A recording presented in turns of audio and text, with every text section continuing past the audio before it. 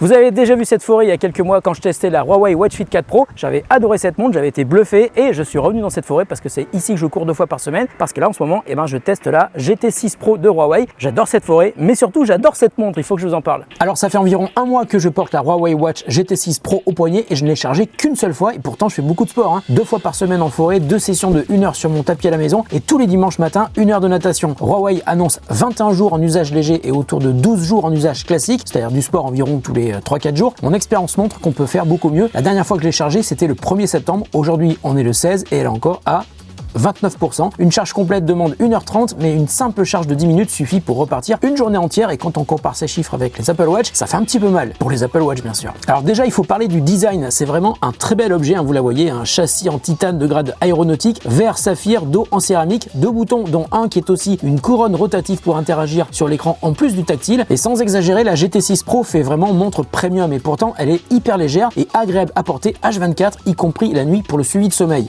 Ce qui m'a aussi beaucoup plu, c'est sa gestion des applications sportives. Par exemple, quand on commence à marcher, même sans rien faire sur la montre, elle le détecte et elle vous propose d'enregistrer rétroactivement ce que vous avez déjà fait comme pas depuis que vous avez commencé à marcher. Ça marche pour tous les sports et je trouve ça vraiment génial. Alors j'ai comparé ces données avec celles de mon iPhone et de mon tapis de course. Résultat, le tapis, lui, est souvent à la ramasse, mais l'écart entre l'iPhone et la GT6 Pro est d'environ 200 mètres sur 5 km, ce qui est plutôt excellent. Pour courir, je pourrais presque laisser mon iPhone à la maison. Je vous dirai pourquoi après je continue à courir avec lui. Mais ce qui est vraiment génial, c'est que le GPS de la montre est ultra précis et la gestion des cartes et la manière dont on voit les cartes sur la montre, d'ailleurs on peut les télécharger sur la montre, c'est super précis et c'est même beaucoup plus beau que ce que je vois sur la Garmin de ma coach qui pourtant a une Garmin haut de gamme. Alors pour courir, je pourrais presque laisser mon iPhone à la maison, presque, je dis parce que j'en ai encore besoin pour la musique, on en reparle après. Son GPS accroche très vite les satellites, je parle de celui de la montre, il reste précis en forêt comme en ville et j'ai même vu des tracés plus propres que ceux de la Garmin haut de gamme utilisés par ma coach pour courir. Bon, il y a des trucs que j'ai pas fait mais je peux aussi vous en parler. Pour le trail, il y a un mode exclusif avec altitude en temps réel, estimation d'arrivée au point de passage et gestion de l'effort. Pour les cyclistes, puissance virtuelle, calcul de la FTP. Donc si vous connaissez pas, c'est la puissance maximale qu'un cycliste peut tenir pendant 1 heure en pédalant sans discontinuer. Elle propose aussi la détection automatique départ-arrêt et la possibilité d'utiliser la montre comme ordinateur de vélo avec l'application Huawei Santé. Pour le golf, plus de 17 000 cartes de parcours sont disponibles avec une précision extrême dans les cartes dans lesquelles on peut zoomer. Et puis il y a aussi un mode ski ultra détaillé avec vitesse, dénivelé et récupération. Alors ce qui est cool aussi, c'est la présence de trèfles de santé qui vous donne la motivation. C'est vrai que c'est efficace pour suivre sa progression et pour se motiver à bouger. Et puis il y a un truc que j'ai remarqué tout de suite dès que j'ai commencé à l'utiliser. Au début, j'ai trouvé ça un petit peu chiant, mais finalement, j'ai vite compris l'intérêt et je l'ai pas désactivé. La montre vous envoie des infos vocales quasiment en permanence. Enfin, en tout cas, super fréquemment. Quand on lance son activité, la montre détecte toutes les anomalies qui pourraient vous intéresser et vous donne les infos en temps réel. Il y a un mec qui parle comme ça. Par exemple, une fréquence cardiaque anormale, un risque de fibrillation. Et franchement, même si ça arrive souvent en ce qui me concerne, je trouve ça hyper rassurant parce que ça permet aussi de me freiner un petit peu dans ma course quand mon cardio est trop élevé et ça arrive souvent parce que parfois j'ai du mal à m'arrêter. Une fois que la course est terminée, on retrouve tous les détails et franchement il y en a un paquet dans l'application Huawei Santé. Il y a des stats faciles à lire et un vrai tableau de bord qui vous permet de progresser. Côté santé, on retrouve aussi l'ECG, l'analyse du rythme cardiaque en continu et même un suivi des émotions et du stress. Je suis pas du tout stressé, moi ça va. Et quand votre appli Huawei Santé est connectée à Apple Santé ou Google Fit sur Android,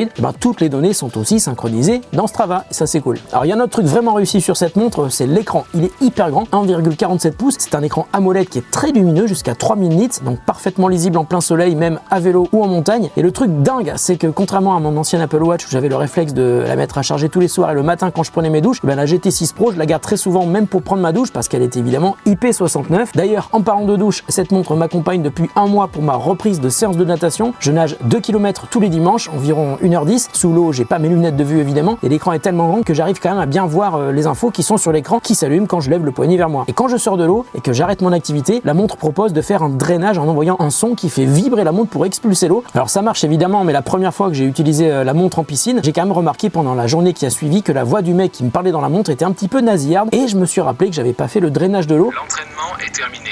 Elle est bizarre sa voix, on dirait qu'il a de l'eau dans la bouche pendant qu'il me parle. Faut pas oublier de drainer sa montre quand on sort de la piscine. Bon, faut que je vous parle de ce qui va pas sur cette montre, parce que c'est loin d'être une montre parfaite. Ça, malheureusement, c'est surtout lié au fait que c'est une montre Huawei. Il y a des limitations qui peuvent vous faire hésiter ou pas. Par exemple, pas de boutique d'applications tierces sur iOS et sur Android. Il y a bien App Gallery accessible depuis l'application Huawei Santé, mais franchement, il y a rien du tout. Et par exemple, pas d'appli de streaming pour la musique, c'est hyper dommage. C'est pour cette raison que je vais encore courir avec mon iPhone dans la poche. Pour la musique, il faudra passer par du stockage en local sur la montre, y stocker des MP3 à utiliser l'application musique de la montre et bien sûr y connecter des écouteurs en Bluetooth. Enfin, il y a les notifications qui sont là, mais elles sont assez basiques, hein. On lit les messages, mais on peut pas y répondre depuis la montre, sauf les SMS rapides sur Android. Quand on vous appelle au téléphone, vous pouvez répondre avec la montre, hein. Il y a un haut-parleur et un micro intégré dans la montre, mais il faut avoir son téléphone à proximité puisque la connexion se fait en Bluetooth. Bref, c'est une montre pensée d'abord comme un outil de sport et de santé autonome, mais aussi une belle montre, hein, et pas comme un mini smartphone comme peuvent l'être l'Apple Watch, les Galaxy Watch ou les Pixel Watch. Ah bah non, pas mal.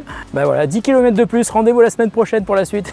Donc pour moi, la GT6 Pro, elle se place clairement entre une Apple Watch très connectée mais limitée à une journée d'autonomie et les montres type Garmin Suunto qui sont taillées pour l'ultra mais qui sont plus chères, qui sont plus techniques et qui sont surtout beaucoup plus moches. En conclusion, cette montre est ultra complète, un super écran, un GPS ultra précis, une quantité dingue de données qui sont capturées par la montre, une autonomie de malade. Pour un prix de 379 €, franchement, cette montre, c'est une dinguerie. Pour le sport, vraiment, il n'y a pas photo. La GT6 Pro est ultra fiable et super belle. Je l'ai même portée sur le tapis rouge au Festival de Deauville, c'était la grande classe. Alors, petit bonus, jusqu'au 2 novembre, Huawei offre une paire d'écouteurs Bluetooth FreeBuds 6i pour l'achat de cette montre. Si vous voulez en savoir plus sur la GT6 Pro de Huawei, je vous mets un lien pour la découvrir sur le site de Huawei. Je repars faire une course. On se retrouve très bientôt pour une autre vidéo sur The Grand Test.